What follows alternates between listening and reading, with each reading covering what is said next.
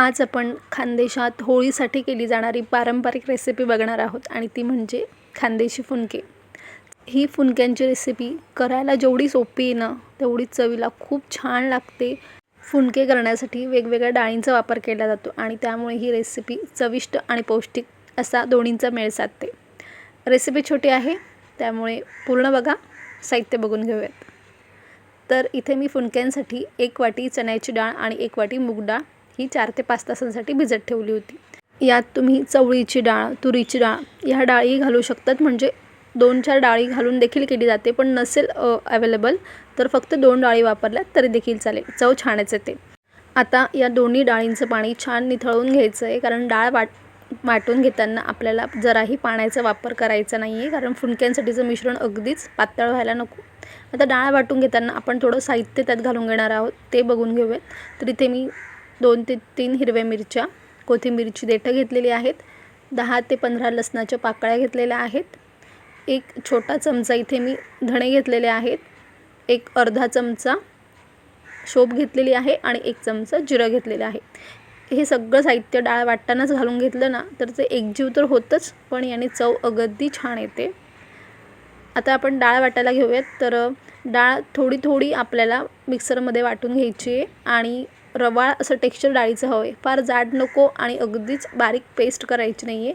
पाण्याचा वापर जराही करायचा नाही आहे, कारण डाळीने बरंचसं पाणी शोषून घेतलेलं आहे आणि फुनक्यांसाठीचं मिश्रण अगदीच पातळ व्हायला नको, म्हणून आपल्याला छान पाणी न घालताच वाटून घ्यायचं आहे।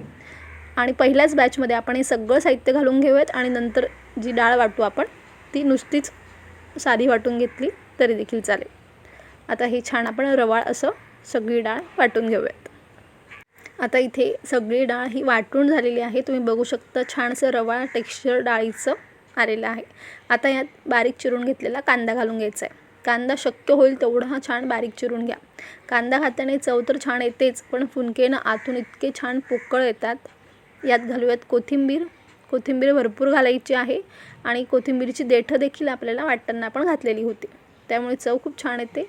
अगदी चिमूटभर हिंग घालायचं आहे, पाव चमचाला देखील कमी हळद घालायची। हळदीचा फार जास्त वापर नको, कारण डाळींचा पिवळेपणा फुनक्यांना येतोच। चवीप्रमाणे मीठ घालूयात। साहित्य फार कमी, पण आपण हे जे लसूण मिरची हे ताजं वाटून घालतो ना, शोप जिरं, त्यामुळे चव इतकी छान येते ना। आता हे सगळं मिश्रण आपण छान असं एकजीव करून घेऊयात। डाळ वाटून घेताना आपण पाण्याचा जराही वापर केलेला नाही आहे, त्यामुळे ना फुनक्यांना आकार देणं आपल्याला सोपं होतं। त्यामुळे डाळ थोडं जास्त वेळ भिजत घातली तरी चालेल, पण डाळ वाटून घेताना पाण्याचा वापर करायचा नाही, म्हणजे डाळीने जे पाणी शोषून घेतलं आहे ना त्यातच डाळ ही वाटली गेली पाहिजे, एवढी काळजी मात्र आपण घ्यायची।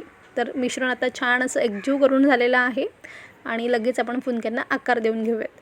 फुनके आपण चाळणीवर ठेवून वाफवून घेणार आहोत, त्यासाठी मी चाळणीला तेल लावून घेतलेलं आहे, म्हणजे जेणेकरून ते चिकटणार नाहीत। आणि आता फुनक्यांना आकार देऊन आपण डायरेक्टली चाळणीवरच ठेवून घेऊयात।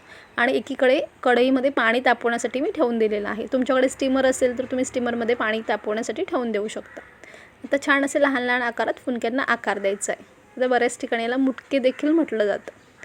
आता ज्यावेळी आपण चाळणीमध्ये हे ठेवतो ना, थोडे ते लांब लांब ठेवायचे, अगदीच जवळ नको, कारण ते वाफताना छान असे फुलतात आणि मग ते एकमेकाला चिकटायला नको, म्हणून ते थोडे अंतर ठेवूनच ठेवून घ्यायचे। फार दाटी वाटीने ते जवळजवळ ठेवायचं नाही आहेत, हवंच तर आपण 2 बॅचमध्ये हे फुनके करून वाफवून घेणार आहोत। तर अशाच प्रकारे मी ते सगळे फुनके म्हणजेच निम्मे फुनके करून घेतलेले आहेत आणि निम्म्या मिश्रणाचे आपण फुनके दुसऱ्या बॅचमध्ये करून घेणार आहोत। आता हे फुनके वाफवून घेऊयात। तर यासाठी कढईमध्ये अगोदरच पाणी तापवत ठेवलं होतं, यावर चाळण ठेवून घेते आणि यावर झाकण ठेवून मीडियम आचेवर 15 मिनटं छान असे फुनके वाफवून घ्यायचे आहेत। पाणी तापवून ठेवायचं आहे अगोदरच, जेणेकरून पाणी तापल्यापासून बरोबर 15 मिनटात फुनके छान वाफले जातात, फार जास्त वेळ लागत नाही। आणि आता आपण सोड्याचा वापर देखील केलेला नाही आहे। तर 15 मिनटानंतर आपण बघूयात की फुनके कसे वाफलेत ते। तर तुम्ही बघू शकतात फुनके छान असे फुललेले आहेत आणि त्यांचा रंग तुम्ही बघा, हळदीचा वापर आपण किती कमी केलेला तरीसुद्धा रंग खूप अप्रतिम आलेला आहे। आता हे फुनके आपण जरा सुरीने चेक करून बघूयात की वाफलेत की नाही। तर बघा, सुरी अगदी नीट आणि क्लीन निघाली आहे, म्हणजे फुनके अगदी छान वाफले गेलेले आहेत. आपण दुसऱ्या फुनक्यामध्ये देखील घालून बघूयात. तर बघा, सगळे फुनके छान वाफलेले आहेत. आता ही चाळण बाहेर काढून पूर्णपणे थंड होऊन द्यायचे. आणि फुनके बघा हलकेसे गरम आहेत, पण तुमच्याकडे वेळ असेल तर पूर्णपणे थंड होऊ द्या, म्हणजे अगदी अलगद ते निघतात. आणि इतके छान हलके फुलके झालेत ना, जराही त्याचं वजन हाताला जाणवत नाही आहे. सोडा न घालताही खूप छान हलके फुलके फुनके झालेले आहेत. तर तयार आहेत खानदेशाची पारंपरिक रेसिपी फुनके. आता फुनके हे कढीसोबत खाल्ले जातात. कढीची रेसिपी अगोदरच चॅनलवर अपलोड केलेली आहे, नक्कीच जाऊन बघा. आणि इतके सुंदर लागतात चवीला, पौष्टिक आहेत. होळीसाठी तर विशेष केले जातातच, त्यामुळे नक्कीच ही रेसिपी तुम्ही करून बघा. फुनक्याचं आतलं टेक्स्चर आपण बघूयात. तर बघा किती सुंदर पोकळ असे आलेले आहेत, कारण आपण यात कांदा घातलेला आहे. पण कांदा घातलेला खाताना जराही जाणवत नाही की आपण या मिश्रणात कांदा घातलेला आहे, पण आतून खूप छान पोकळ येतात, चवीला छान लागतात. तर नक्कीच ही रेसिपी करून बघा आणि कशी झाली हे कमेंट्समध्ये जरूर कळवा. रेसिपी तुम्हाला थोडी जरी आवडली असेल ना, तर पटकन व्हिडिओला लाईक करा आणि जास्तीत जास्त मित्रमैत्रिणींपर्यंत व्हिडिओ शेअर करा. अशाच छान छान रेसिपीजसाठी पटकन चॅनलला सबस्क्राईब करा. पुन्हा भेटूयात छानशा रेसिपीसोबत. तोपर्यंत धन्यवाद.